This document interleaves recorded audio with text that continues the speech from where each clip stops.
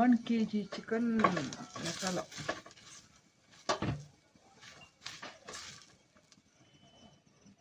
ಇದರಲ್ಲಿ 1 table spoon ಹಾಗೂ ಅರ್ಧ ಟೇಬಲ್ ಸ್ಪೂನ್, 1.5 ಟೇಬಲ್ ಸ್ಪೂನು ಕೊತ್ತಂಬರಿ ಬೀಜವನ್ನು ನಾನು ಫ್ರೈ ಮಾಡಿಟ್ಟಿದ್ದೇನೆ.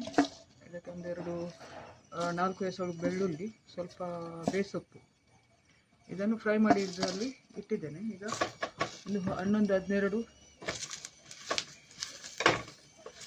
ಕೆಂಪು ಮೆಣಸು ಬೇಡಾಗಿ, ಮತ್ತು 1 ಈರುಳ್ಳಿಯನ್ನು ಫ್ರೈ ಮಾಡ್ತಾ ಇದ್ದೇನೆ. ಇದು ಫ್ರೈ ಆಯಿತು ನೋಡಿ. ಇದನ್ನೀಗ ಸ್ವಲ್ಪ ತಣ್ಣಗಾದ ಮೇಲೆ ನಾವು ಗ್ರೈಂಡ್ ಮಾಡಲಿಕ್ಕೆ ಉಂಟು.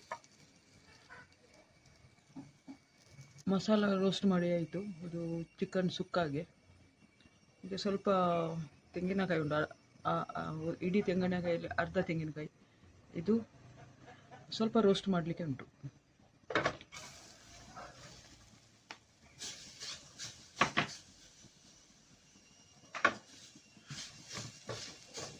ರೋಸ್ಟ್ ಮಾಡಿದರೆ ಸ್ವಲ್ಪ ಪರಿಮಳ ಬರ್ತದೆ.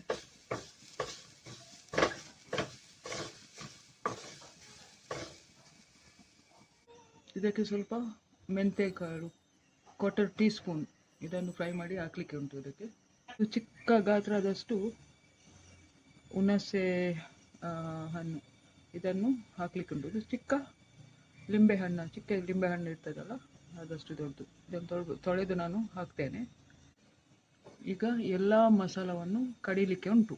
ಇದು 1 kg ಚಿಕನಿಗೆ ಈ ಮಸಾಲ ರೆಡಿಯಾಗಿದೆ. ರೆಡಿಯಾಗಿದೆ. ಇದಕ್ಕೆ ಕಡಿದ ಮಸಾಲವನ್ನು ಹಾಕಿ ಈ ಚಿಕನಿಗೆ ಬೇಯಿಸಿ ಮಸಾಲ ಹಾಕಿ ಇದಕ್ಕೆ ಮತ್ತು ಲಾಸ್ಟ್ ಎಣ್ಣೆ ಇಟ್ಟಿದ್ದೇನೆ ನಾನು. 8 ಬೆಳ್ಳುಳ್ಳಿ ಮತ್ತು ಸ್ವಲ್ಪ ಕರಿ ಲೀವ್ಸ್ ಮತ್ತು ಮೆಂತ್ಯ, ಕೊತ್ತಂಬರಿ ಹಾಕಿದ್ದೇನೆ ಕಟ್ ಮಾಡಿ. ಆಯಿತು.